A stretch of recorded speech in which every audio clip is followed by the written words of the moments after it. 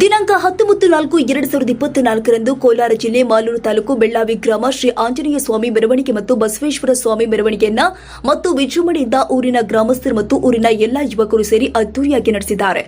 ಲಿಂಗತೀರರು, ವೀರಗಾಸೆಯರು ಒಳ್ಳೆಯ ತಮಟೆಯ ವಾದ್ಯಗಳೊಂದಿಗೆ ಊರಿನ ಬೀದಿಯಲ್ಲಿ ಮೆರವಣಿಗೆ ಮಾಡಿದರು. ಮಧ್ಯಾಹ್ನ ಅನ್ನದಾನ ಮತ್ತು ಆಂಜನೇಯ ಸ್ವಾಮಿಗೆ ಊರಿನ ಎಲ್ಲಾ ಮಹಿಳೆಯರು ತಲೆಯ ಮೇಲೆ ದೀಪಗಳನ್ನು ಹೊತ್ತು ಅವರವರ ಕೋರಿಕೆಗಳನ್ನು ಆಂಜನೇಯ ಸ್ವಾಮಿಯಲ್ಲಿ ಮರೆಯಿಟ್ಟರು. ಬೆಳ್ಳಾವಿ ಗ್ರಾಮದಲ್ಲಿ ಹಬ್ಬದ ವಾತಾವರಣ ತುಂಬಿ ತುಳುಕ್ತಾ ಇತ್ತು. ಎಸ್ಎಂ ನ್ಯೂಸ್ ಕನ್ನಡ ಜಿಲ್ಲಾ ವರದಿಗಾರರು ರಾಜಶೇಖರ್ ಮತ್ತು ಮಾಲೂರು ತಾಲೂಕು ವರದಿಗಾರರು ಯಶೋಧ.